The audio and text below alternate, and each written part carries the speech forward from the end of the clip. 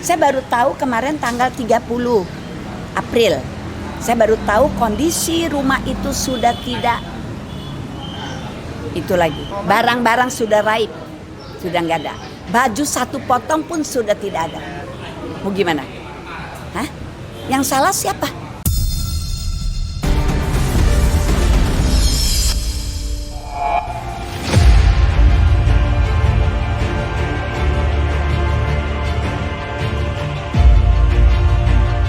Ironis. Ditinggal pergi kondangan ke Singapura, aset dan harta benda milik lansia di Tangerang. Raib dirampas diduga kuat dilakukan pelaku berinisial E, di perumahan Lipo Karawaci, Pakulonan Barat, Kelapa II, Kabupaten Tangerang, Banten. Atas kejadian tersebut, korban bernama Luciana melaporkan ke Polda Metro Jaya pada 29 April 2025, terkait pasal 170 KUHP dan pasal 363 KUHP dengan nomor laporan, LP-2819-2819-4 Romawi, _2025-SPKT- Polda Metro Jaya. Yang sebelumnya pada tanggal 25 Juli 2024 korban melaporkan pelaku yang sama dengan nomor laporan, LP-B-4246-7 Romawi, _2024-SPKT- Polda Metro Jaya, dengan laporan dugaan tidak pidana penipuan dengan pasal 378 KUHP dan 372 KUHP.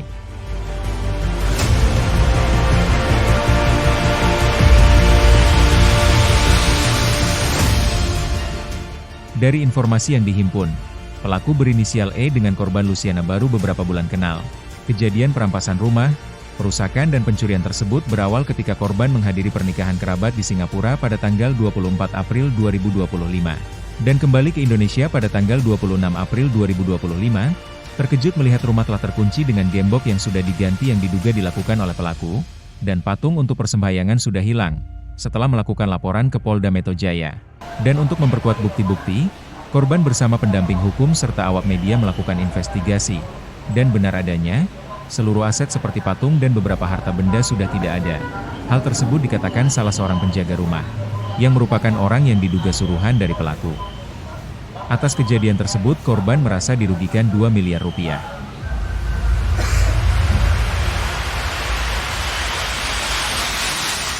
Usai melakukan konferensi pers di depan puluhan awak media, Luciana BN Candi Kencana kepada media Indo TV menuturkan kronologis awal terjadinya perampasan rumah, perusakan dan pencurian aset milik dirinya. Ya, kronologisnya kejadiannya pada saat itu yang aku tahu aja. Kan rumah itu masih saya huni. Ya, saya huni kan sesuai dengan apa yang dia bilang. Udah, sekarang tenang-tenang dulu, sesuaikan dulu di situ. Nah, mau setahun, mau 2 tahun, mau 4 tahun juga itu memang masih ada punya hak. Ya udah. Jadi kalau saya kan berpikirnya, kalau saya kan karena ada sembayangan saya di situ. Kalau seandainya sembayangan itu saya mau angkat, pun juga kan cari hari baik bulan baik. Nggak bisa dia main angkat dengan begitu saja. Itu. Nah, di samping itu, setelah saya udah rapi-rapi beres-beres, nah, saya dijemput ya. Maksudnya dibawa undangan ke Singapura sama anaknya Sinarmas gitu. Nah, tanggal 21 saya berangkat, tanggal 24 saya balik. Saya pulang. Sebegitu pengantin jam 3 selesai, saya langsung berangkat ke bandara. Tuh. Nah, tanggal 26 Mei 2025 saya langsung tuh pulang ke Lipo. Nah, maksudnya saya mau sembayang. Nah, mau nanya, apakah ini sembayangan mau dipindahin atau mau tetap di sini? Tapi nyatanya dia punya gembok sudah dibongkar. Tuh. Jadi saya di situ sakit hati banget-bangetan. Karena saya sudah 21 tahun jalan 22. Ya, saya sujud di situ sampai hari ini pun saya juga ada di wihara saya. Tapi kan gak seperti saya sujud di tempat lipo saya. Gitu. Nah, Tapi saya akhirnya ketemu satu orang, ya. Saya pernah juga melapor. Kalau nggak salah tanggal berapa deh ya, saya lupa deh tanggal dan bulannya, ke Polda. Nah di samping itu, nah laporan mungkin belum naik-naik ya. Jadi saya ngobrol-ngobrol lah sama si Pak Dharma. Dia bilang, memang Oma merasa seperti apa? Saya merasa sakit hati. Sakit hatinya sembayangan saya loh. Berarti dia kan nggak pandang aku, ya. Itu sembayangan bukan sekedar main-mainan. Ya udah, jadi langsunglah digerakin. Langsung kita kenal lah sama Bang Opal. Udah gerak Bang. Gimana lagi entar? Saya cuma hanya mau tahu keadaan itu rumah seperti apa. Nah, tidur kadang-kala nggak bisa. Opa pun yang sudah meninggal, dia sering datang cari mana barang gue. Itu Alim berapa kali mimpi Opa, mana barang gua gitu. Barangnya apa ya? Nah, berarti barang-barang yang di Lipo itulah yang udah raib. Agus Darmawijaya, pendamping hukum korban menjelaskan, setelah mengetahui rumah telah dikunci dan sudah berganti gembok, dirinya bersama korban melakukan pelaporan ke Polda Metro Jaya, dan untuk memperkuat bukti-bukti kejahatan yang diduga dilakukan pelaku. Dirinya bersama korban dan awak media melakukan investigasi dan berhasil masuk ke dalam serta melihat langsung isi rumah dengan didampingi salah seorang penghuni rumah yang merupakan orang suruhan dari pelaku tersebut, yang kondisinya sudah tidak ada lagi harta benda ataupun aset milik korban. Ibu Luciana ketika ada menghadiri pesta salah satu pasiennya di Singapura pada tanggal 26 April 2024 pulang ke rumahnya di Lipo Karawaci, rumahnya sudah diganti gemboknya dan pintu utamanya pun sudah bisa terbuka dan diduga barang-barang itu hilang karena memang tidak bisa masuk kan, tapi peralatan sembayangnya yang di depan itu semua sudah nggak ada. Dengan dugaan tersebut, Ibu Luciana tidak ada kemampuan untuk berupaya hukum dan tidak ada yang bisa mendampingi. Nah, ketika bertemu dengan saya, bercerita kepada saya, lalu saya coba sharing dengan Ketua FWJI, saya coba untuk membantu beliau. Dan akhirnya kami mencoba melakukan investigasi, ternyata rumah tersebut memang digembok. Dari tetangga semua digembok.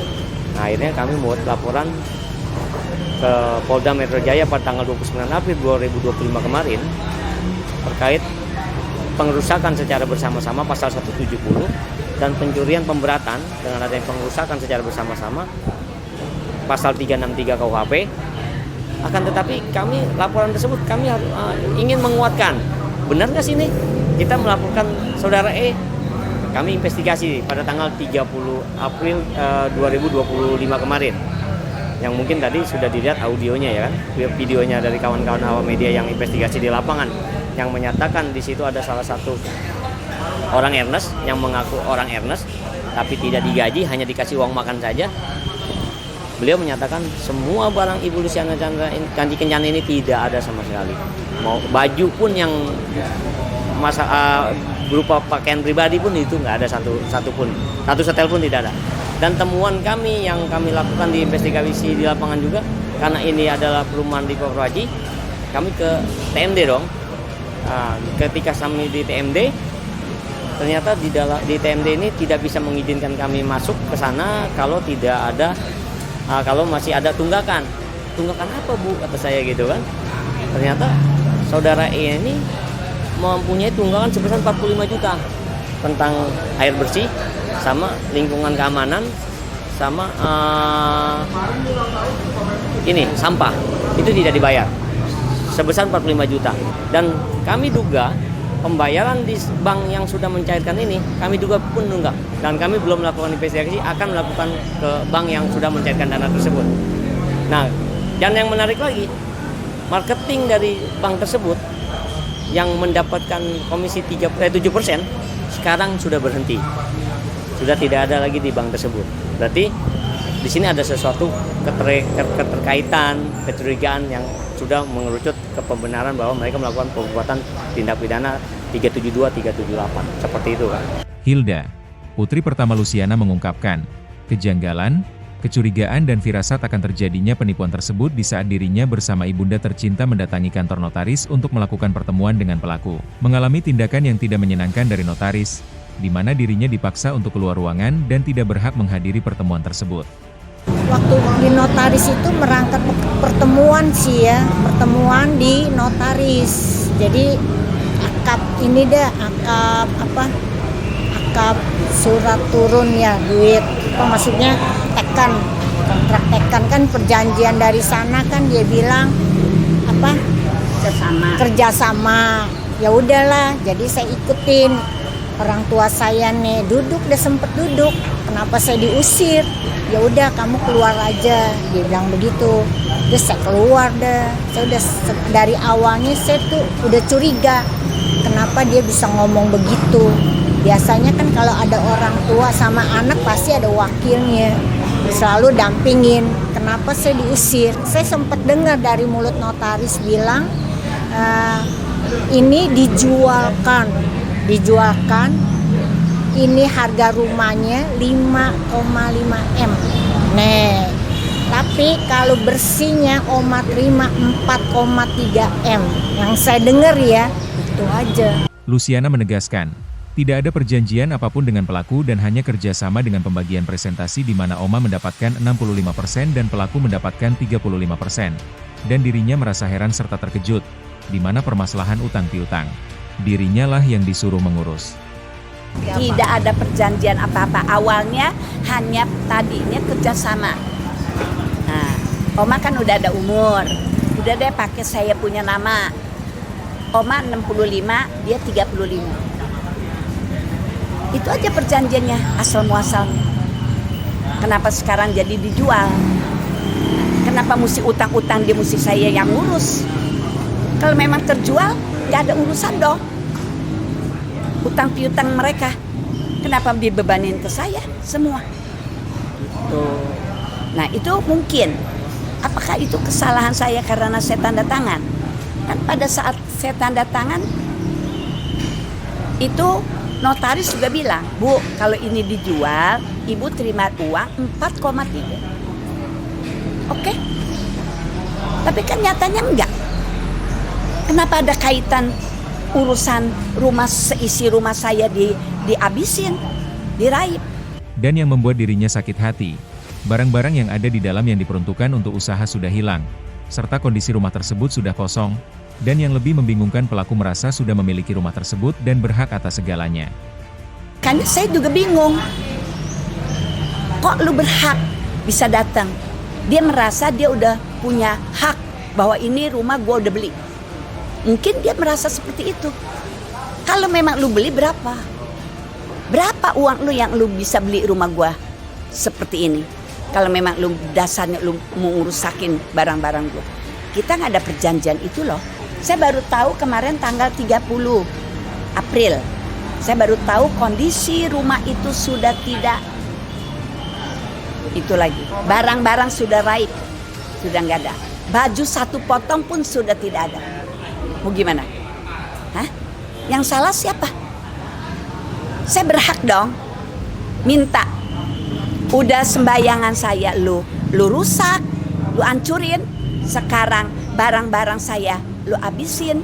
Nah, yang lebih sakit hati lagi, barang di kamar itu semua barang untuk usaha.